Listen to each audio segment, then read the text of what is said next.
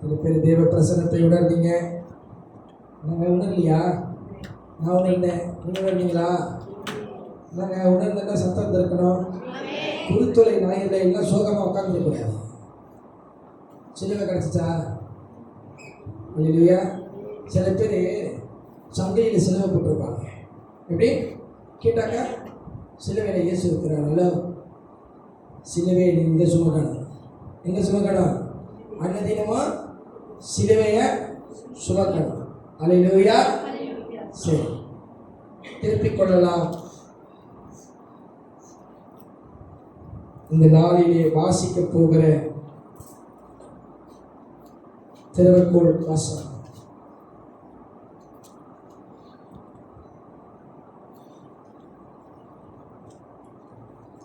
லூக்கா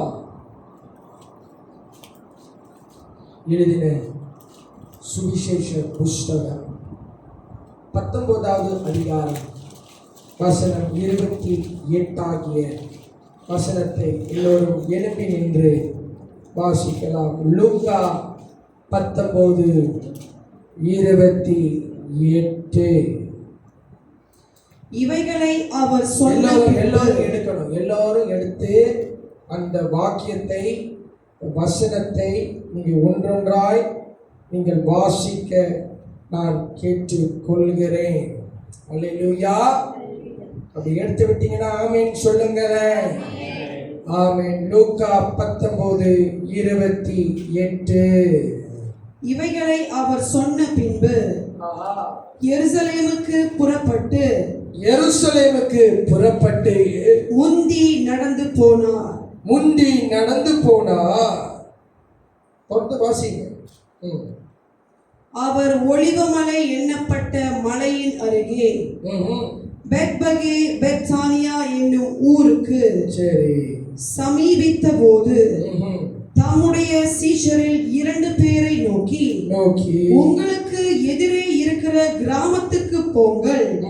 அதிலே பிரவேசிக்கும் போது மனுஷரில் ஒருவனும் ஒரு காலும் ஏறி இராத கழுதை குட்டியை கட்டி எழுதிக் கொள்ளுங்க.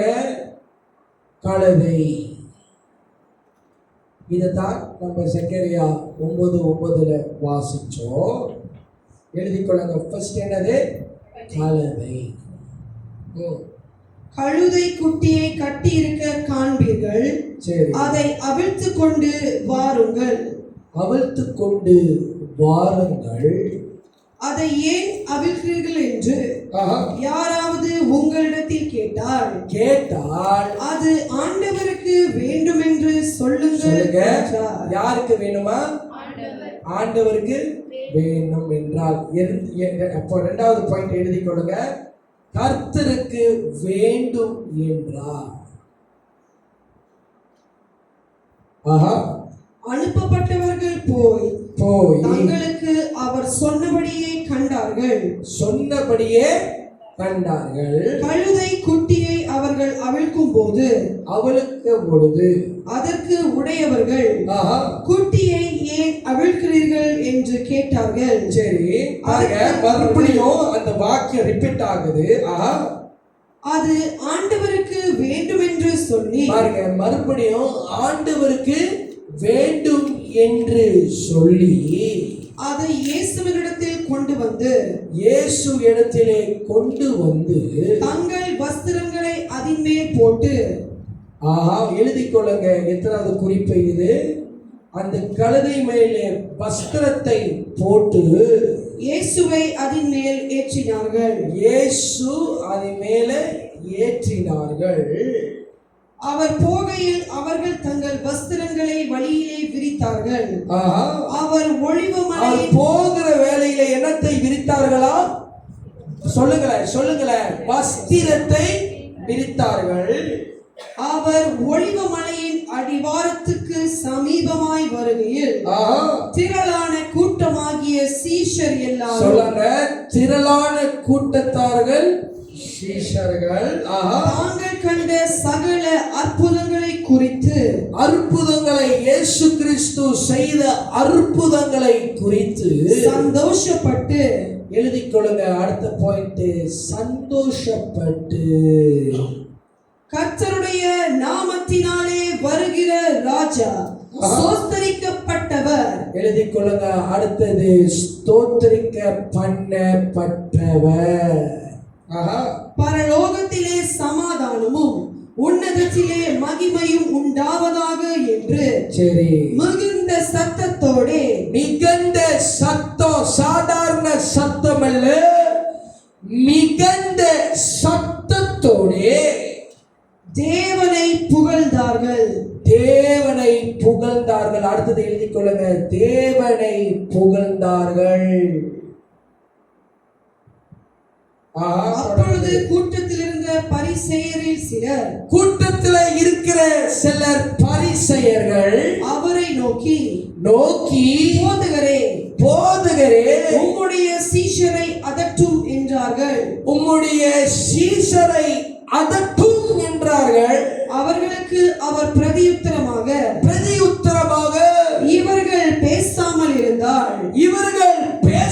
இருந்தால் கல்லுகளே கூப்பிடும் என்று உங்களுக்கு சொல்லுகிறேன் என்றார். ஹல்லேலூயா. இன்னைக்குள்ள தலைப்பு blessed is the king. எழுதிக் கொள்ளுங்க. blessed is the king. தமிழ்ல என்ன போட்டிருக்கிறது? கர்த்தருடைய நாமத்தினாலே வருகிற ராஜா சோஸ்தரிக்கப்பட்டவர். வருகிற ராஜா, ஆசீர்வாதமான உள்ள ராஜா, ஆசீர்வதிக்கப்பட்ட ராஜா. ஹல்லேலூயா. blessed is the king. அமரலாம். இப்பொழுது எத்தனை குறிப்புகளை எழுதி கொண்டீர்கள்? சொல்லுங்க. முதல் குறிப்பு என்ன? சத்தமா சொல்லணும். என்னது? கழுதை. அல்லேலூயா. கழுதை. இரண்டாவது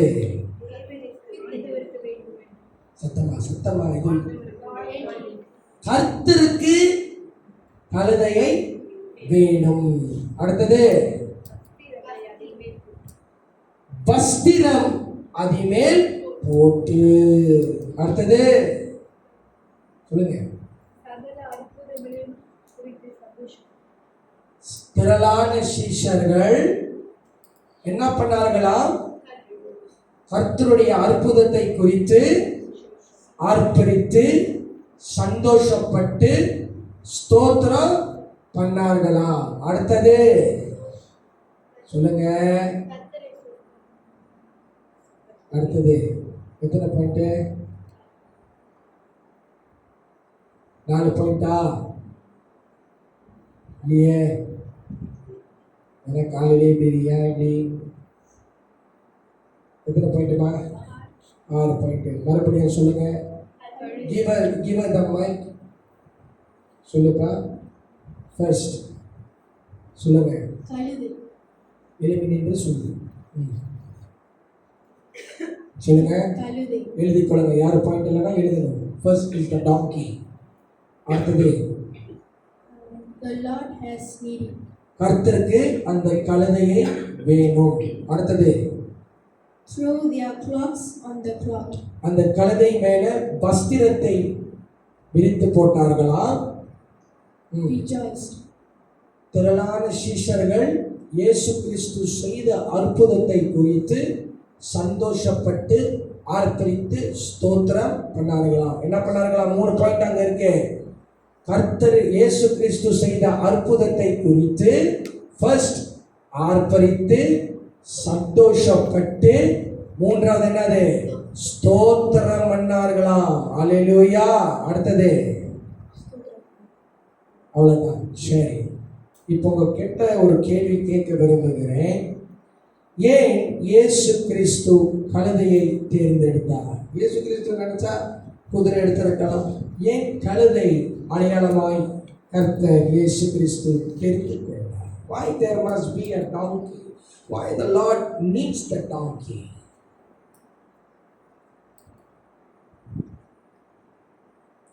இந்த வாக்கியத்தை கண்டிப்பா எல்லாரும் வாசிச்சிருப்போம். நானும் வாசிச்சிருக்கிறேன். ஏன் கர்த்தர் கழுதையை தெரிந்து கொண்டார்? அவர் ஒரு ராஜா தானே, அவர் புகழ்பெற்ற ஒரு ராஜா தானே. அப்போ இவர்கள் திரளான ஜனங்க போய் குதிரையோ ஒரு நல்ல ராயல் குதிரையை எடுத்துட்டு வரலாம்ல. பட் ஏன் கர்த்தர் கழுதையை வேணும் சொல்லுங்க? Why the Lord has to choose that donkey? அந்த டாங்கி மேல அவ்வளவு பெரிய கனம் தானே. வஸ்திரத்தை போட்டு இயேசு கிறிஸ்துவை அதில் உட்கார வைத்து எருசலேமுக்கு வர வைக்கிறார். The people were so rejoicing. ஏன் டாங்கி? ஏன் கழுதை? ஏன் வேற மிருகம் இருக்கலாம்ல? ராயல் ஹார்ஸ் ஆயிருக்கலாம். ஏன்பா பைபிளை பார்க்கல சொல்லுங்க.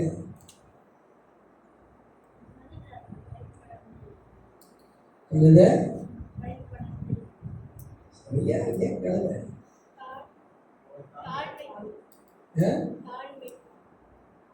Very good. இயேசு கிறிஸ்து கழுதையை தேர்ந்து கொண்டு இருக்கிறதுக்கு காரணம் ஃபர்ஸ்ட் தாழ்மை. ரெண்டாவது கேள்வி உங்ககிட்ட கேட்கிறேன். தாழ்மை என்று இயேசு கிறிஸ்துக்குள்ள இருந்த தாழ்மை பைபிளிலே ஃபர்ஸ்ட் எழுதிக் கொள்ளுங்க. Why Jesus was so humility. ஏன் இயேசு கிறிஸ்து தாழ்மை குணம் அவருக்கு முதல் இருந்தது? ஃபர்ஸ்ட், இயேசு கிறிஸ்துவுடைய பிறப்பு ஒரு மாட்டு தொழுவத்திலே பிறந்தார். அல்லேலூயா. இயேசு கிறிஸ்து நினைச்சா ஒரு நல்ல ஒரு மனுஷன்ல பிறந்திருக்கலாம்ல. அல்லேலூயா. ஆனா இயேசு கிறிஸ்து எங்க பிறந்தாரு? ஒரு மாட்டு தொழுவத்திலே. அல்லேலூயா. இரண்டாவது எழுதிக் கொள்ளுங்க. இயேசு கிறிஸ்து எந்த இடத்துல தாழ்மையாய் இருந்தார் என்று. இரண்டாவது, இயேசு கிறிஸ்து ஊழியத்திலே தாழ்மையாய் இருந்தார். அவருடைய பிறப்பு தாழ்மையாய் இருந்தது. ஒரு மாட்டு தொழுவத்திலே பிறந்தார்.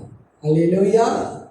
இரண்டாவது, இயேசு கிறிஸ்து செய்த ஊழியம் தாழ்மை உள்ள ஊழியம்.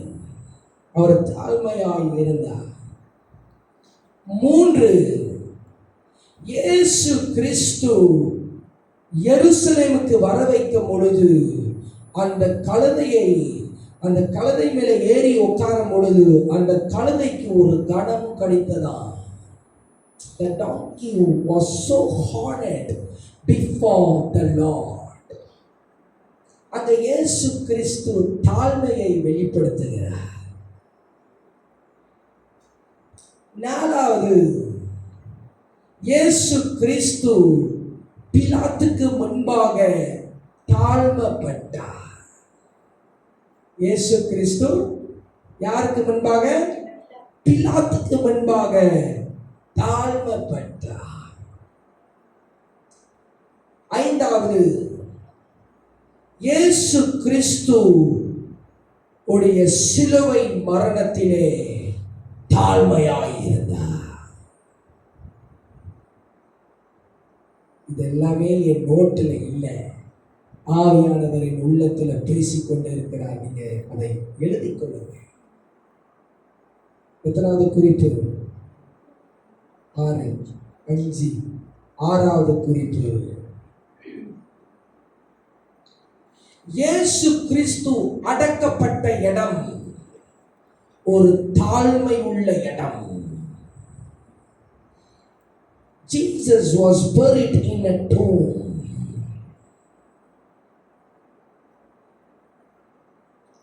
ஏழாவது,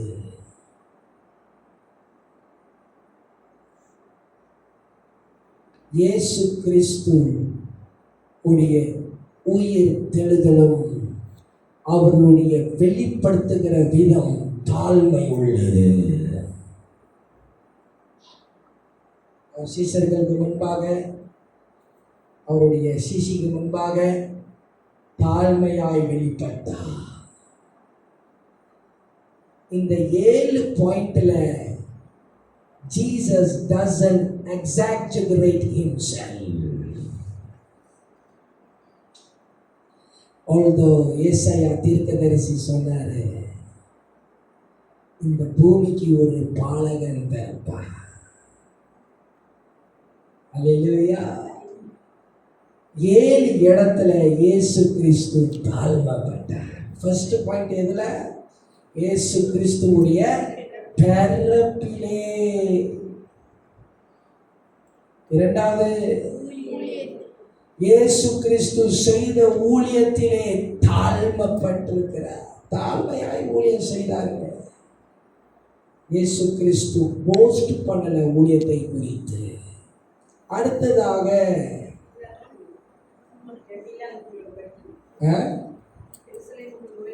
எருசலேமுக்கு நுழையும் பொழுது இயேசு கிறிஸ்துவை வரவைத்த விதம் தாழ்மை உள்ள விதம். அந்த கழுதைக்கு தான் அடையாளம். அடுத்தது, பிலாத்துக்கு முன்பாக மௌனமாயும் அவரை தானே தாழ்த்தி நின்றார்.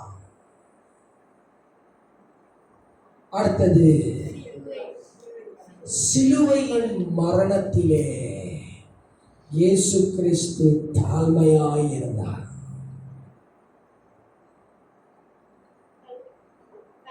அவரை கல்லறையிலே வைக்கும் பொழுதும் அந்த கல்லறை ஒரு தாழ்மையான இடம். அவர் ஒரு ராஜா தானே. அவர்கள் நினைச்சா ராஜாவை எங்க வேணாலும் ஒரு நல்ல ஒரு இடத்துல போய் வைக்கலாம். No, the tomb was a place for Jesus Christ to be buried because the humility. அடுத்தது, இயேசு கிறிஸ்து உயிர் தெழுந்த விதம், அவர் வெளிப்படுத்தின விதம் தாழ்மை உள்ளது. அல்லேலூயா. அவர் ஒரு ராஜா. ஒரு ராஜாவுக்கு 10 காரியத்தை உங்களுக்கு முன்பாக வைக்க விரும்புகிறேன். எழுதிக் கொள்ளுங்க. இயேசு கிறிஸ்து அவர் ஒரு ராஜா.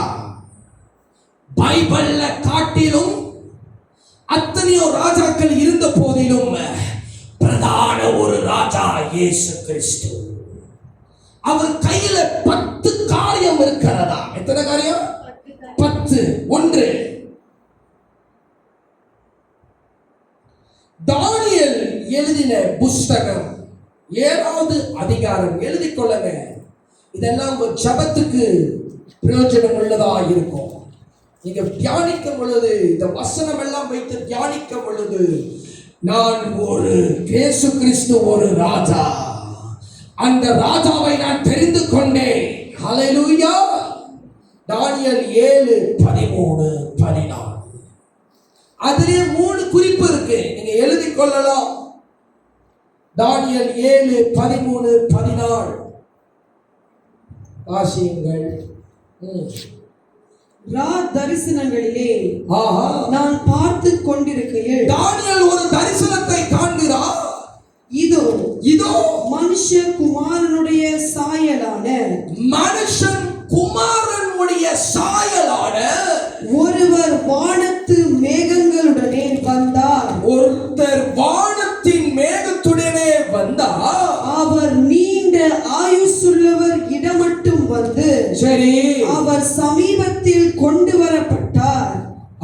சகல ஜனங்களும் ஜாதியாரும் பாஷைக்காரரும் சரி அவரையே சேவிக்கும்படி அவருக்கு கர்த்தத்துவமும் மகிமையும். எழுதிக் கொள்ளுங்க. கர்த்தத்துவம். தானியேல் 7, 13, 14. இதெல்லாம் நீ பார்த்துட்டு இருக்க கூடாது. சபைக்கு வந்தா நோட்டு எடுத்து எழுதணும். என்னையே பார்த்துக்கிட்டு இருந்தீங்கன்னா இது கூடாத ஒரு காரியம். கர்த்தத்துவமும் மகிமையும். இரண்டாவது, மகிமை. ஒரு ராஜா இயேசு கிறிஸ்து கையில ஃபர்ஸ்ட் என்ன இருக்கிறது? சொல்லுங்க. கர்த்தத்துவம்.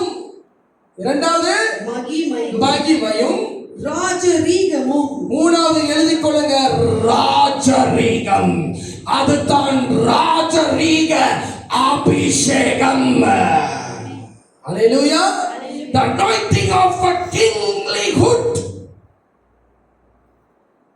இயேசு கிறிஸ்து ராஜா என்று சொல்லப்படுகிற இந்த வசனத்திலே ஃபர்ஸ்ட் என்ன இருக்கிறது?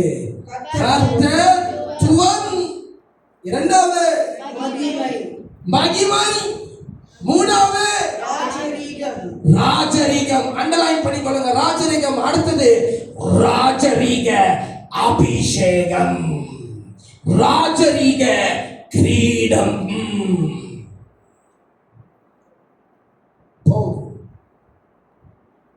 மூணு இருக்கா? நாலாவது மத்தேயு எழுதின சுவிசேஷ புஸ்தகம் 28:18. The book of Gospel Matthew 28:18. அப்பொழுது இயேசு சமீபத்தில் வந்து அவர்களை நோக்கி வானத்திலும் பூமியிலும் சகல அதிகாரம். எழுதிக் கொள்ளுங்க, போதும். நாலாவது, இயேசு கிறிஸ்து கையில என்ன இருக்கிறதா? அதிகாரம். அதான் அதிகாரமாய் சொல்றாரு, மரணமோ ஜீவனோ கர்த்தர் கையிலே இருக்கிறதா. ஹல்லேலூயா. கிறிஸ்து எனக்கு ஜீவன், சாவு எனக்கு ஆதாயம். ஐந்தாவது, ஏசாயா 43:3. நான் இஸ்ரவேலின் பரிசுத்தரும். போதும், அவர் பரிசுத்தர். நீங்க ஏசாயா 11வது அதிகாரத்துல போய் வாசித்தீங்கன்னா 7 ஆவியில ஒரு ஆவி என்னது? அவர் பரிசுத்தர். The spirit of holiness was found in him.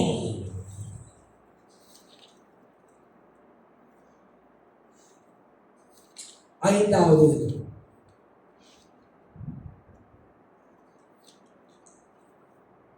அப்போஸ்தலர் 10:42.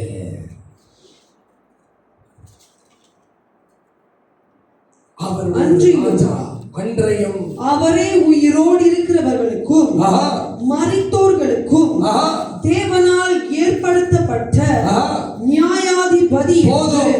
நியாயாதிபதி. கர்த்தர் தான் நம்மளை நியாய தீர்ப்பார்.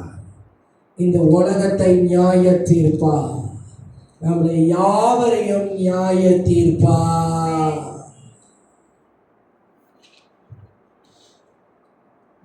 அடுத்தது எபேசியர் 1:7. அதிலே 2 பாயிண்ட் இருக்குது. எபேசியர் எழுதின நிருபம், பவுல் எழுதின நிருபம் எபேசு சபைக்கு.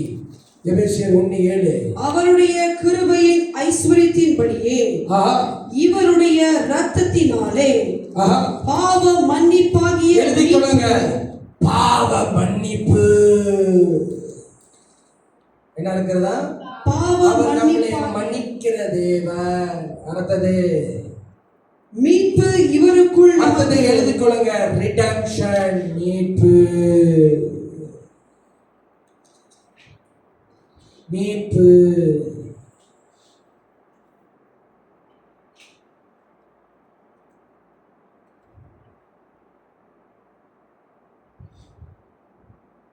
ஒன்பதாவது, எபிரேயர் 1:8.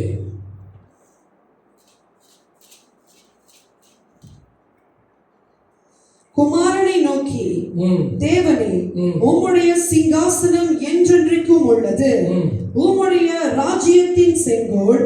எழுதிக் கொள்ளுங்க, ராஜ்யத்தின் செங்கோல் நீதியுள்ள செங்கோலாய் இருக்கிறது. எழுதிக் கொள்ளுங்க, ராஜ்யத்தின் உள்ள செங்கோல் கீழே நீதியின் செங்கோல்.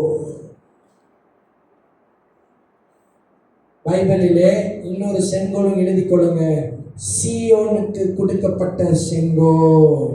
The scepter of Zion. the scepter of righteousness, அல்லது the scepter of justice, அல்லது the scepter of just எழுதப்பட்டிருக்கிறது. 10வது, இதுதான் மிகவும் முக்கியமான ஒரு காரியம். வெளிப்படுத்தலின் விசேஷம் 3:11. ஒரு இயேசு கிறிஸ்து ராஜாவாகிய இயேசு கிறிஸ்துவை இந்த 10 காரியத்தை நம்ம உள் வாங்கிக் கொள்ள வேண்டும். இதோ இதோ சீக்கிரமாய் வருகிறேன், சீக்கிரமாய் வருகிறேன். ஒருவனும் உன் கிரீடத்தை எடுத்துக் கொள்ளாதபடி எழுதிக் கொள்ளுங்கள்.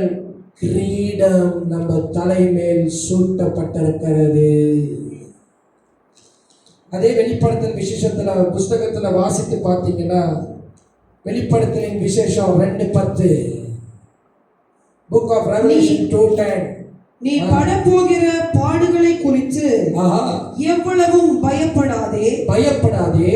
இதோ இதோ நீங்கள் சோதிக்கப்படும் பொருட்டாக சரி பிசாசானவன் உங்களில் சிலரை காவலில் போடுவான். ரெவலேஷன் 2:10. 10 நாள் உபத்திரவப்படுவீர்கள், ஆகிலும் நீ மரண பரியந்தம் உண்மையாயிரு. மரண பரியந்தம் வரைக்கும் நீங்களும் நானும் உண்மை உள்ளவர்களாய் இருந்து அப்பொழுது ஜீவ கிரீடத்தை எழுதிக் கொள்ளுங்க. நம்மளுக்கு ஜீவ கிரீடத்தை தருகிறாரா? அநேக கிரீடம் இருக்கிறது, அதுல உங்களுக்கு ஜீவ கிரீடத்தை கர்த்தர் தருகிறாரா? எழுதிக் கொள்ளுங்க. இன்னொரு கிரீடம், நீதி உள்ள கிரீடம், the crown of righteousness. இந்த கிரீடத்தை குறித்து பைபிளிலே அநேக இடத்துல எழுதப்பட்டிருக்கிறது. ஆனால் அந்த வெளிப்படுத்தலின் விசேஷத்தின் புஸ்தகத்திலே ஜீவனுள்ள கிரீடம் உங்களுக்கும் எனக்கும் சூட்டப்பட்டிருக்கணும். எனக்கு வேணும் இந்த ஜீவனுள்ள கிரீடம் என்று சொன்னா, நீங்களும் நானும் உண்மையாகவே எங்க மரணத்தை வரைக்கும் கர்த்தருக்கு முன்பாக என்ன இருக்கணும்? உண்மையா இருக்கணும், தாழ்மையா இருக்கணும். ஹல்லேலூயா. சரி, எத்தனை குறிப்பு? 10 குறிப்பு. இப்ப 10 குறிப்பு எழுதுவர்கள் ஆமீன் சொல்லுங்க. ஆமீன். அந்த ஆமீன் சொல்லவர்களுக்கு அந்த 10 குறிப்பை மைக்க கொடுங்க. குரான் கிட்ட அந்த பக்கத்து ஆமீன் சொல்லாம கிறிஸ்டி கிட்ட மைக்க கொடுங்க. List down all the 10th Jesus Christ as a king. அவருக்கு 10 காரியம் இருக்கிறது. ஒரு ராஜா 10 காரியம் இயேசு கிறிஸ்துவுக்கு இருக்கிறது.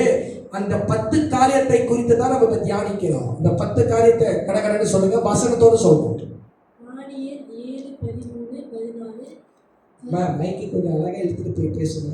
தானியேல் 7:13-14. சரி. கர்த்தத்துவம், மகிமை, ராஜரீகம். ராஜரீகத்துக்கு குறித்து இன்னொரு ஒருத்தர் பாயிண்ட் கொடுத்த, ராஜரீக அபிஷேகம் அவர் கையிலே இருக்கிறது. அடுத்தது மத்தேயு 28:18 அதிகாரம். Jesus has the authority. ஏசாயா 43:3 பரிசுத்தர், அவர் பரிசுத்த உள்ளவர். அப்போஸ்தலர் 10:42 நியாயாதிபதி. He is a judge. அடுத்தது எபேசியர் 1:7 பாவ மன்னிப்பு, மீட்பு. பாவ மன்னிப்பு, மீட்பு அவர் கையிலே இருக்கிறது. அடுத்தது எபேசியர் 1:8 இதான் எபேசியர் 1:8, எபிரேயர் 1:8. எபிரேயர் 1:8 ராஜ செங்கோல், நீதியின் செங்கோல், சீயோன் செங்கோல். சரி, செங்கோலுக்கு நீதியின் செங்கோல், இன்னொரு செங்கோல் உங்களுக்கு நான் சொல்லி கொடுத்தேன், சீயோனின் செங்கோல். அடுத்தது வெளிப்படுத்துற விசேஷம் 3:11 கிரீடம் நம் தலைமேல் இருக்கிறது. ஹல்லேலூயா. அடுத்ததாக 11வது பாயிண்டை எழுதிக் கொள்ளுங்க. லூக்கா 1:32-33. அவருடைய ராஜ்யம் முடிவேறாது. His kingdom will never end or never cease. லூக்கா 1:32-33 வாசியுங்கள். அவர் பெரியவராய் இருப்பார், அவர் பெரியவராய் இருப்பார், உன்னதமானவருடைய குமாரன் எண்ணப்படுவார். கர்த்தராகிய தேவன் அவருடைய பிதாவாகிய தாவீதின் சிங்காசனத்தை அவருக்கு கொடுப்பார். அவர் யாக்கோபின் குடும்பத்தாரை சரி என்றென்றைக்கும் அரசாளுவார். அவருடைய ராஜ்யத்துக்கு முடிவிராது என்றார். 11வது பாயிண்ட் எழுதிக் கொள்ளுங்க. His kingdom will never end. இந்த உலகம் ஒளிந்து போயிடும், இந்த உலகம் ஒளிந்து போயிடும். ஆனா கர்த்தருடைய ராஜ்யம் நித்திய காலமாய் இருக்கும். எத்தனை பாயிண்ட்? 11. இதெல்லாம் வீட்டுல போய் தியானிங்க. மறுபடியும் அந்த லைஃப் நம்மளுக்கு ரெக்கார்ட் ஆகி யூடியூப்ல போய் கேட்டு ஜெபம் பண்ணி தியானிங்க. அல்லேலூயா. சரி, அடுத்ததாக இயேசு கிறிஸ்து ஒரு ராஜா அறிந்து கொள்ளுகிறாங்க ஜனங்க. இந்த ராஜாவை சந்திக்கிறதுக்கு எப்படி கனத்தை செலுத்துகிறார்கள், இயேசு கிறிஸ்துவை எப்படி கனம் பண்ணுகிறார்கள் என்று உங்களுக்கு 3 சம்பவத்தை காட்டி கொடுக்க விரும்புகிறேன். அல்லேலூயா. They honor, how they honor the king. அல்லேலூயா. கத்துக்கணும்னு விரும்புறீங்களா? ஆமென் சொல்லுங்க. பாருங்க, இயேசு கிறிஸ்துவை எப்படி கனம் பண்றாங்க. The Messiah is born and how the people honor Jesus Christ. மத்தேயு 2:7-11 எழுதிக் கொள்ளுங்க. இயேசு கிறிஸ்துவுடைய பிறப்பு, the birth of Christ. How the wise men or the magi, they bring 3 things to the birth or to the birth that the Messiah is born. இயேசு கிறிஸ்துவை எப்படி கனம் பண்றாங்க என்று பார்ப்போம். மத்தேயு 2:7-11. அப்பொழுது ஹேரோது சாஸ்திரிகளை ரகசியமாய் அழைத்து, சரி, நட்சத்திரம் காணப்பட்ட காலத்தை குறித்து அவர்களிடத்தில் திட்டமாய் விசாரித்து, இந்த ஹேரோது திட்டமாய் விசாரித்து, நீங்கள் போய் பிள்ளையை குறித்து, எந்த பிள்ளை? இயேசு கிறிஸ்து எங்க பிறந்திருக்கிறாரு? நாசரேத்துல பிறந்திருக்கிறாரு. எங்க பிறந்திருக்கிறாரு? இப்பதான் ஏதோ என்னமோ சொல்லுச்சு பதிலே, சீலா பண்ண பதிலே கண்டுபிடிச்சேன்.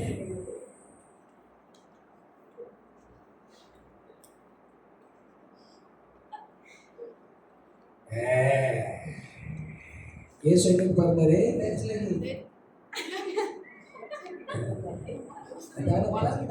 நாசரேத்துல பிறந்தாரு. சரி, வாசி. நீங்கள் அதை கண்ட பின்பு நானும் வந்து அதை பணிந்து கொள்ளும்படி எனக்கு அறிவியுங்கள். இயேசு கிறிஸ்துவ இந்த மாட்டு தொழுவத்துல என்ன பண்ண போகிறார்களா? பணிந்து கொள்ள போகிறார்களா? அறியுங்கள் என்று சொல்லி அவர்களை பெத்லகேமுக்கு அனுப்பினார். ராஜா சொன்னதை அவர்கள் கேட்டு போகையில், சரி, இதோ அவர்கள் கிழக்கிலே கண்ட நட்சத்திரம் பிள்ளை இருந்த ஸ்தலத்திற்கு மேல் வந்து நிற்கும் வரைக்கும். நீங்களும் நானும் பிறக்கும் பொழுது நட்சத்திரம் வந்துச்சா? சொல்லுங்க. இன்னைக்கு சூசன் பிறக்க போறாங்க, மேல நட்சத்திரம் இருக்கான்னு சொல்லுங்க. நம்ம இயேசு கிறிஸ்து எவ்வளவு ஸ்பெஷல் பார்த்தீங்களா? ஒரு நட்சத்திரம் அவருக்கு அடையாளமாக இருக்கிறது. எழுதிக் கொள்ளுங்க. First, the birth of Christ, there is a sign where he born, but there is a star, glooming star. நட்சத்திரம் ஒரு அடையாளம். அடுத்தது, அவர்கள் அந்த நட்சத்திரத்தை கண்டபோது, பாருங்க, அவர்கள் அந்த நட்சத்திரத்தை கண்ட பொழுது மிகுந்த ஆனந்த சந்தோஷம் அடைந்தார்கள். நெக்ஸ்ட், யாராவது நட்சத்திரத்தை பார்த்து நீங்களும் நானும் சந்தோஷப்பட்டிருப்போமே, இன்னைக்கு நட்சத்திரம் இருக்குது, இன்னைக்கு நட்சத்திரம் இருக்குது, இந்த நட்சத்திரம் ஏன் சிலர் சொல்லுவாங்க, அந்த நட்சத்திரத்தை பார்த்து இதுதான் என் தாத்தா. நான் சொல்லலைங்க, ஒரு காலத்தில் என் பாட்டி அதை சொல்லி கொடுத்தாங்க. எப்பறா மேலே ஒரு தாத்தா இருக்கிறாருன்னா நட்சத்திரம் வாழ்க்கிறாரு. அதுக்கப்புறம் தான் கொல்லைப்பாட்டி, அந்த கொல்லைப்பாட்டி. நான் இதெல்லாம் தான் மூட நம்பிக்கை. இதெல்லாம் சில பேர் சொல்லுவாங்க, சுற்றி போயிட்டா நட்சத்திரமா போயிடுவாங்களா. எல்லாம் போய் புல்டோஸ் கதை. இயேசு கிறிஸ்து பிறப்பு மட்டும்தான் நட்சத்திரமா அடையாளமானது.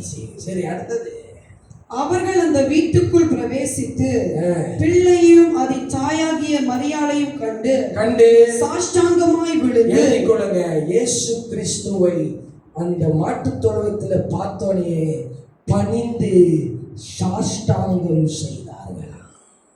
That's how they honor the birth of Christ. அடுத்தது, அதை பணிந்து கொண்டு தங்கள் பொக்கிஷங்களை திறந்து. Second, they open up the treasure. இயேசு கிறிஸ்துவுடைய பிறப்புக்கு 3 பொக்கிஷத்தை எடுத்துட்டு வந்தார்களாம். வாசிங்க. பொன்னையும், ஃபர்ஸ்ட் பொன்னு, தூப வர்க்கத்தையும், இரண்டாவது தூப வர்க்கம், வெள்ளை போளத்தையும் அதற்கு காணிக்கையாக வைத்தார்கள். இயேசு கிறிஸ்துக்கு என்ன கொடுத்தாங்களா? They give offering. அல்லேலூயா. பாருங்க, இயேசு கிறிஸ்து பிறப்பை எப்படி கனம் பண்றாங்க. பணிந்து சாஷ்டாங்கம் செய்து காணிக்கையை வைக்கிறார்கள். பொன் என்றால் விசுவாசம். Gold is faith. தூப வர்க்கம் ஜபம். வெள்ளை போளம் எழுதிக்கொள்ளுங்க. 1 அபிஷேக எண்ணெய். இதெல்லாம் ஆவிக்குரிய அர்த்தங்கள் இருக்கு, வசனம் இருக்குது. நீங்க வீட்டுல போய் இது ஆராய்ந்து பாருங்க. இரண்டாவது, இயேசு கிறிஸ்துவுடைய மரணத்துக்கு போய் அவரை அடக்கம் பண்ணும் பொழுது இந்த வெள்ளை போளம் அவருடைய சரீரத்துக்கு ஒரு எம்பால்மிங். தமிழ் எம்பால்மிங் என்ன சொல்லுவாங்க? வாசிக்கலாம், அது ஒரு பாயிண்ட் மட்டும். யோவான் 19:39. வெள்ளை போளத்துக்கு ஒரு வசனம் இருக்கிறது. யோவான் 19:39. ஆரம்பத்திலே ஒரு ராத்திரியில் இயேசுவினிடத்தில் வந்திருந்த நிக்கோதேமு என்பவன், வெள்ளை போளமும், பாருங்க என்ன அர்த்தம்னா சொல்லுங்க, வெள்ளை போளம் கரிய போளமும் கலந்து ஏறக்குறைய 100 ராத்தல் கொண்டு வந்தான். சரி, அவர்கள் இயேசுவின் சரீரத்தை எடுத்து என்ன எடுத்தார்களா? இயேசு கிறிஸ்துவுடைய சரீரத்தை எடுத்து யூதர்கள் அடக்கம் பண்ணும் முறைமையின்படியே, சரி, அதை சுகந்த வர்க்கத்துடனே. பாருங்க, இந்த வெள்ளை போளம் ஒரு சுகந்த வர்க்கம் சீலைகளில் சுற்றி கட்டினார்கள். இங்கிலீஷ்ல போட்டிருக்கு எம்பால்மிங். அபிஷேக எண்ணெய். அடுத்தது,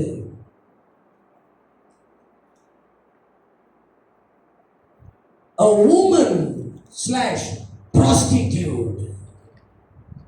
லூக்கா 7:36. இயேசு கிறிஸ்துவுடைய பாதத்தை பரிமள தைலத்தினால் வாசம் பண்ணினாளாம். பரிசேயரில் ஒருவன், எல்லாரும் எடுத்து வாசிங்க, நான் சொல்றேன், இதெல்லாம் மிகவும் முக்கியம். இயேசு கிறிஸ்துவ வாசனையாய் சுமக்கணும்னா உங்களுக்கு 3 காரியம் தேவை. 1 ஜப ஜீவியம் தேவை, வேத வாசிப்பு தேவை, உபவாசம் தேவை, ஸ்தோத்திரம் தேவை. நான் இயேசு கிறிஸ்துவை என் ஆவியிலே வாசமாய் சுமக்கிறதுக்குன்னா ஒரு கிறிஸ்தவங்களுக்கு உங்களுக்கு எனக்கு இது தேவை. பரிசேயரில் ஒருவன் பரிசேயன் ஒருவன் தன்னுடனே போஜனம் பண்ண வேண்டும் என்று சரி அவரை வேண்டிக் கொண்டான். அவர் அந்த பரிசேயருடைய வீட்டில் பிரவேசித்து சரி பந்தி இருந்தார்.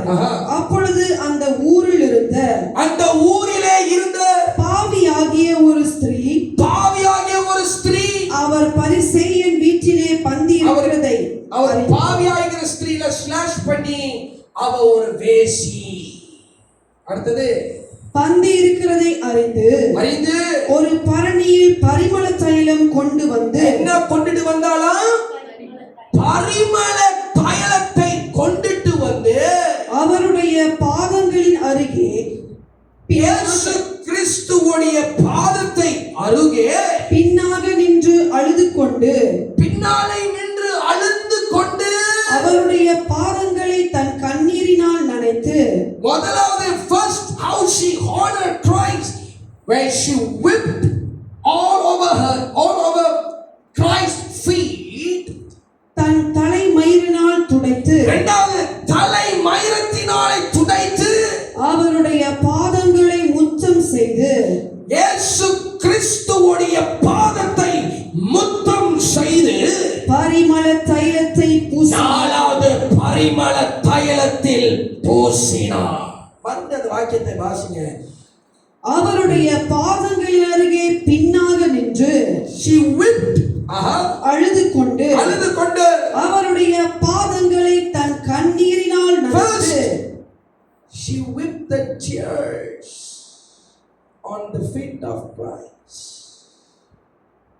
தன் தலை மயிரினால் துடைத்து இரண்டாவது தன் தலை மயிரத்தினாலே துடைத்து அவருடைய பாதங்களை முத்தம் செய்து third she kissed the feet of Jesus. பரிமள தைலத்தை பூசினார். நாலாவது பரிமள தைலத்தில் பூசி போதும்.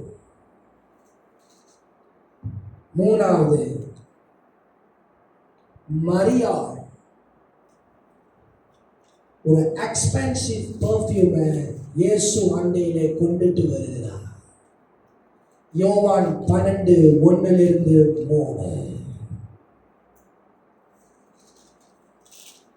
பஸ்கா பண்டிகை வர பாருங்க, என்ன பண்டிகை வர சொல்லுங்க.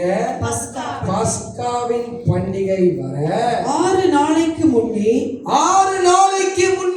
இயேசு தாம் மரணத்திலிருந்து எழுப்பின லாசரு இருந்த சரி பெத்தானியாவுக்கு வந்தார். அங்கே அவருக்கு ரா விருந்து பண்ணினார்கள். மார்த்தாள் பணிவிடை செய்தாள். எழுதிக் கொள்ளுங்க. இயேசு கிறிஸ்துவுக்கு செய்த பணிவிடை ஊழியக்காரர்கள் யாரு? மார்த்தாள். லாசருவும் அவரோடு கூட பந்தி இருந்தவர்களில் சரி ஒருவனாய் இருந்தான். சரி அப்பொழுது மரியாள், அப்பொழுது இரண்டாவது எழுதிக் கொள்ளுங்க, மரியாள் விலையேற பெற்ற, பாருங்க, மரியாள் விலையேற பெற்ற களங்கமில்லாத நலதம் என்னும் சரி தைலத்தில் ஒரு ராத்தல் கொண்டு வந்து கொண்டுட்டு வந்து அதை இயேசுவின் பாதங்களில் பூசி தன் தலை மயிராள் அவருடைய பாதங்களை துடைத்தாள். என்ன போட்டிருக்கு? பாதங்களை துடைத்தாள். அந்த வீடு முழுவதும் தைலத்தின் பரிமளத்தினால் நிறைந்தது.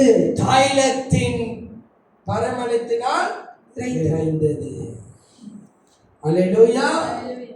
அப்பொழுது இயேசு கிறிஸ்துவுடைய பிறப்பும் அங்க எப்படித்தான் இந்த மேகி அல்லது இந்த வைஸ்மேன் இயேசு கிறிஸ்துவுடைய பிறப்பை கனம் பண்ணுகிறார்கள். லூக்காவில வாசித்து பார்த்தோம், ஒரு வேசி இயேசு கிறிஸ்துவுடைய பாதை அண்டையிலே பரிமள தைலத்தில் பூசினார்.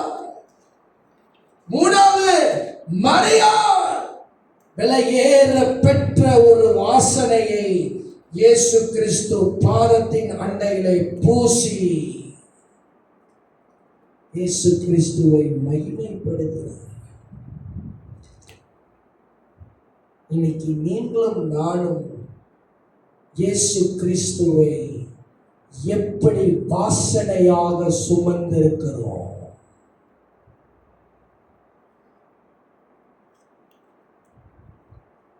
How we honor Christ in our life. இயேசு கிறிஸ்து எருசலேமுக்கு வரும்பொழுது ஒரு கணத்தை கொடுத்தார். அவருடைய பிறப்பு ஒரு கணம்.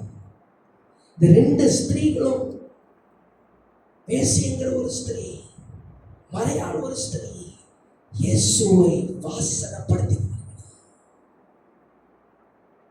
நம்மளுடைய ஆவிக்குரிய வாழ்க்கையில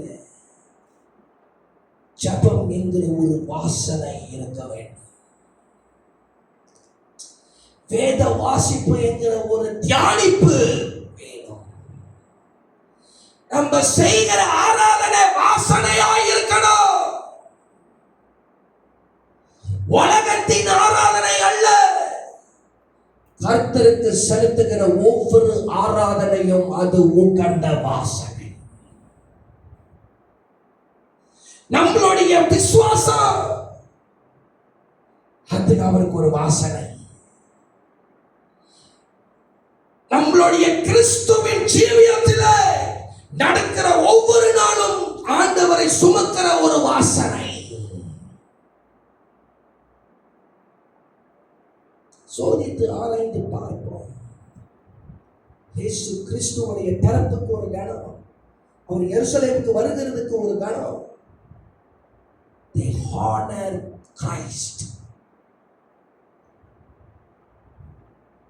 நீங்களும் நானும் அப்படி கனம் பண்றோம். இன்னைக்கு சபையில உலகத்தான் வரி ஆராதனை பண்ணுகிறது, அது கனம் இல்ல. நானே ஒரு உகந்த வாசனையாக என் கர்த்தருக்கு முன்பாக நான் இருக்கிறேனா? சோதித்து ஆராய்ந்து பார்க்க வேண்டும் தேவஜனமே. இந்த எருசலேமை நோக்கி தான் வந்திருக்கிறார். இந்த உடைக்கப்பட்ட எருசலேமை நோக்கி தான் கிறிஸ்து வந்திருக்கிறார். எந்த இடத்துல கிறிஸ்துவினுடைய வாசனை இருக்கிறதோ அங்க அவர் கடந்து வருகிறார். எந்த இடத்துல கிறிஸ்துவின் வாசனை இல்லையோ அவர் நம்மளை விட்டு விலகி போயிடுவாரு. இந்த காலத்துல நம்மளுக்கு பரிமள தைலம் போய் வாங்குறதுக்கு விலை எங்க, என்ன பரிமள தைலம் வாங்க முடியணும்? கர்த்தர் அதை கேட்கலங்க. He asked our heart. நம்மளுடைய மனசு, உள்ளான மனசனை தான் கேட்கிறேன், இருதயத்தை கேட்கிறேன். உன் ஜபஜீவியம் நல்லா இருக்கா? வேத வாசிக்கிறியா? ஆராதனை பண்றியா? ஸ்தோத்திரம் பண்றியா? இதான் கர்த்தர் செக் பண்ணுவாரு. இன்னைக்கு உலகத்தை ஆராதனை பண்ணுகிற சபை நம்மளுக்கு வேண்டாம். கர்த்தரை உண்மையாய் தேடுகிற திருச்சபையா நீங்களும் நானும் இருக்கணும். அதாங்க கர்த்தர் வாஞ்சிக்கிறாரு. வீட்டுல உட்கார்ந்து தூங்குறதுக்காக கர்த்தர் நம்மளுக்கு இடத்தை கொடுக்கல. அவரை ஆராதிக்கிற ஒரு இடம் தான் வீடு. சபை என்கிறது கர்த்தருடைய வீடு. எந்த இடத்துல வாசனை இருக்குதோ அந்த இடத்துல விடுதலை நடக்கும். எந்த இடத்துல கர்த்தருடைய வாசனை அதிகமா இருக்கோ அங்க சுகம் நடக்கும். பட்டணம் ரட்சிக்கப்படும். ஏன் தெரியுமா? கிறிஸ்துவ வாழ்க்கையில வலிமையாய் இருக்குன்னு சொல்றாங்க. ஏன் தெரியுமா? ஜெபம் ஜீவியம் இல்லாத வாழ்க்கையில, வேத வாசிப்பு இல்லாத வாழ்க்கையில உன் வாழ்க்கை வறண்ட நிலமா தான் இருக்கும். You don't expect God to do a miracle. No, you will never do. அந்த ஃபாதர் ஒரு பாட்டு பாடுறாரு, உகந்த காணிக்கையாய் ஒப்பு கொடுத்தேனையா. எத்தனை பேர் இந்த சரீரத்தை ஹானர் பண்றோம்? How we honor the body of Christ. பாவத்தை வைத்திருந்தா கர்த்தருடைய சமூகம் விட்டு விலகிறோம். வறுமை வந்துடும், ஒரு ஆன்டினஸ் வந்துடும். வசனம் சொல்லுது, 1 மணி நேரம் ஜெபிக்க முடியாத திருசபை அது ஒரு செத்த சபை.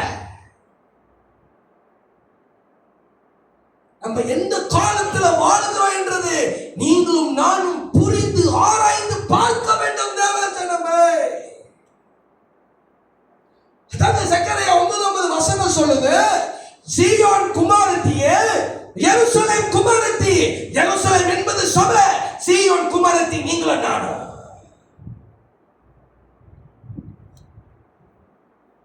செபிக்கலையா, அறுப்பதற்கு எக்ஸ்பெக்டே பண்ணாத. இன்னைக்கு 10 அதிகாரம் வாசிக்கலையா, don't expect for the miracle. சரியா பார்த்தேன்.